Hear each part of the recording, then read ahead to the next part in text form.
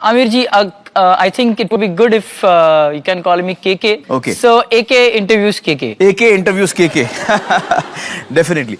मुझे बताइए, आप इतनी चीजें करते हैं, आपको इतनी चीजों में दिलचस्पी है, मैंने देखा आप ट्रैकिंग भी करते हैं। बिल्कुल। तो ट्रैकिंग तो खास मुश्किल होता होगा, अगर आपको दिखाई नहीं देता, डेंजरस भी होता होगा।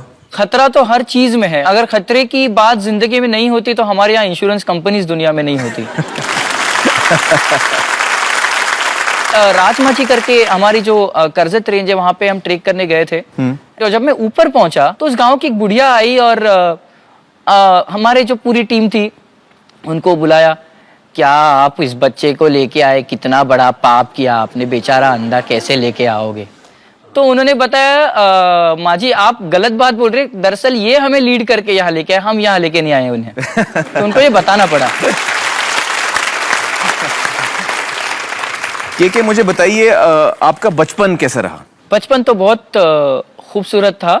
मैं ये नहीं कहूँगा कि मेरे माँ और पिताजी को सदमा नहीं लगा होगा, लेकिन सिचुएशन को सरेंडर करना एक बात और सिचुएशन को एक्सेप्ट करके आगे बढ़ना एक बात। जी। माँ और पिताजी का ये मानना था कि हमारा बेटा उसी विद्यालय में जाए जहाँ हमारी बेटी पढ़ती है ना, शी इज साइटेड।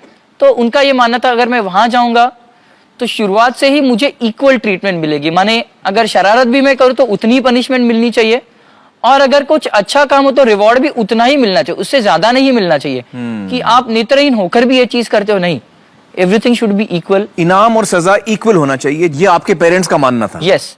दो चीजें मैं हमेशा बोलता हूँ कि डिसेबल्ड जो फिजिकली कुछ प्रॉब्लम होता है उनको करना चाहिए। एक, खुद को किसी चीज में कम मत समझना जी। एट द सेम टाइम दो, खुद की रिस्पॉन्सिबिलिटीज भी समझना। World is not for you, don't take the world for granted. World is going to be kind and cruel to everyone and that is how it should be. ये दोनों चीजें समझनी चाहिए। बिल्कुल। और ये मैसेज मैं हर पेरेंट्स को देना चाहूंगा कि बचपन से ही you put your child into a regular school.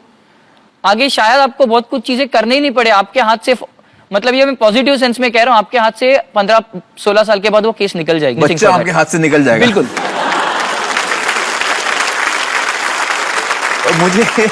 मुझे यहाँ पर मिस्टर मिसेस माने से एक सवाल पूछना है। मुझे बताइए कि केके जब छोटा था और स्कूल जाने की उम्र हुई उसकी, तो आपके मन में ये बात थी कि इसे एक रेगुलर स्कूल में भेजना है? हम वही चाहते थे कि एक ही स्कूल में दोनों बच्चे जाए जी, एक ही जगह पढ़े जी, लेकिन वो मुमकिन नहीं था।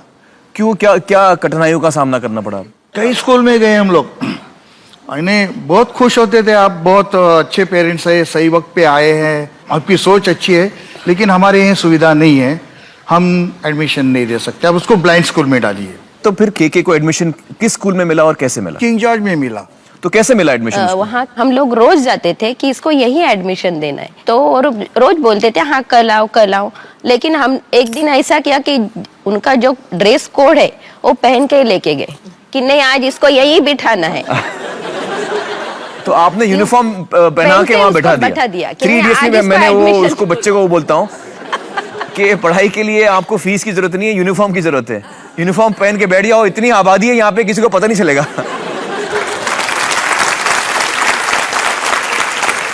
तो मैं सबको बोलना चाहती हूँ, माँ बाप ने उसको यानी स्वीकार किया बच्चे को, हैंडीकैप बच्चे को, तो जरूर सब जन उसको स्वीकार करें। लेकिन आप घर में उसको इधर मत जाओ उधर मत जाओ, आप गिरोगे, इसके साथ मत खेलो उसके साथ मत खेलो। लेकिन बचपन से मैंने उसको सबके साथ ही रख दिया था। तो जूनियर केजी में गया तो मैं टीचर को बोला था ये देख सकता नहीं था इसलिए खेल नहीं सकता, ऐसे नहीं, इसलिए वो सब इसमें जब वो स्कूल में 20,000 लड़के बच्चे पढ़ते हैं, रोज कई लोग बच्चे गिरते थे, स्टिचेस होते थे, वहाँ डॉक्टर था, तो इसको आप अलग क्यों समझते हो? इसको भी गिरने दीजिए, इसको भी स्टिच गिरने दीजिए, उसको भी दवा लगाइए। बिल्कुल, मैं I completely agree with you. ये बहुत बड़ी बात कही है आपने, बहुत बहुत। के मुझे बताइए कि स्कूल में आप किस किस्म के बच्चे थे? मैं जलेबी की तरह सीधा था मैं। तो बहुत शैतानियां करता था। हालांकि I have got best student award, I don't know for what they gave me. लेकिन ऐसा है, फॉर एग्जांपल हमारे यहाँ वही पनिशमेंट थी, अगर कोई लड़का ज्यादा न्यूसेंस क्रिएट करे लेक्चर क्लास में तो उसे लड़कियों में बिठाया जाए, और कोई लेक्चर में बोरिंग होने लग गया तो पीछे से इशारे आते थे के कुछ डिस्टर्ब करो ना, कुछ डिस्टर्ब करो, डू समथिंग। अब मैं डिस्टर्ब कर देता था तो Krishnakant get up, go sit in the girls. वही चाहिए था। ये अच्छा आइडिया यार, मुझे यूज करना चाहिए था यार। हाँ, मुझे बताइए कि टेक्नोलॉजी ने आपकी जिंदगी किस तरह बदली है?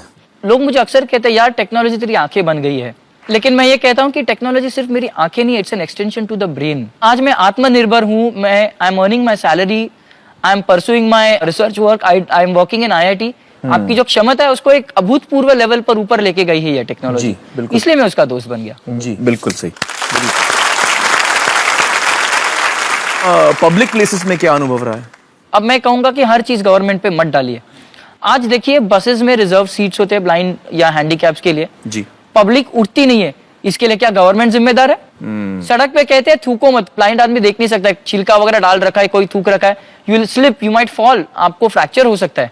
अब क्या 20 करोड़ जनता के पीछे 20 करोड़ पुलिस लगाओगे?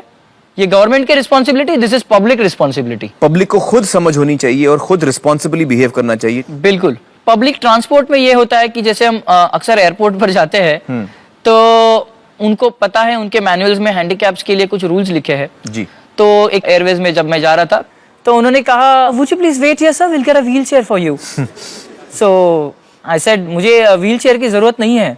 No sir it's in our manual, we have to give you a wheelchair, could you please wait here. तो मैंने बोला ठीक है आप मुझे व्हील चेयर दे दीजिए, तो मैं कहीं भी इसको टकरा जाऊंगा, मेरी जिम्मेदारी नहीं, किसी को कुछ लग जाएगा, सामान गिर जाएगा वगैरह। So she said no will give you an escort along with it. मैंने हाँ, मैंने बोला जब मैं एयरपोर्ट में अंदर आया आपकी काउंटर की तरफ, तब क्या मैं व्हील चेयर पर आ रहा था? क्या मैं चल नहीं सकता हूं?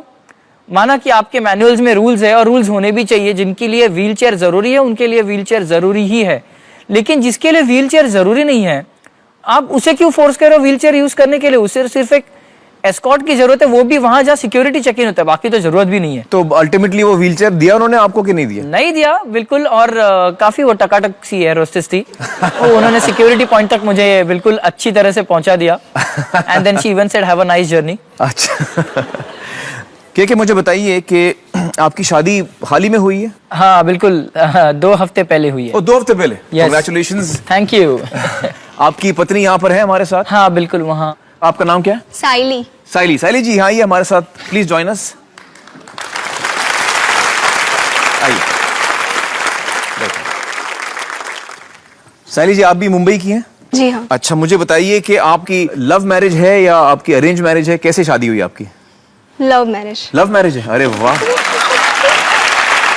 तो अगर लव मैरिज है तो और थोड़ा नजदीक बैठिए उनके। हाँ। मुझे बताइए कि आपको ऐसा क्या लगा केके में, उनकी बेस्ट क्वालिटी क्या लगी आपको? की बेस्ट क्वालिटी सोचना पड़ रहा है। इतनी है कि सोचना पड़ रहा इतनी है। ज्यादा अच्छी क्वालिटीज हैं कि सोचना पड़ रहा है। वाह क्या बात है। चलिए जी मुझे बताइए, आप हम लोग अभी बात कर रहे थे केके से। केके ने बताया कि जब वो स्कूल में थे तो बड़े शैतान थे और जबरदस्ती शैतानी करते थे ताकि इनको पनिशमेंट मिले कि लड़कियों के साथ बैठो। ये सुना आपने? हाँ, सुना। दिल नहीं घबराता है आपका? नहीं। क्यों? क्योंकि अभी उन्हें एक्सपीरियंस आ गया है कि वुमेन साइकोलॉजी क्या है, तो मुझे बताना ही नहीं पड़ता है।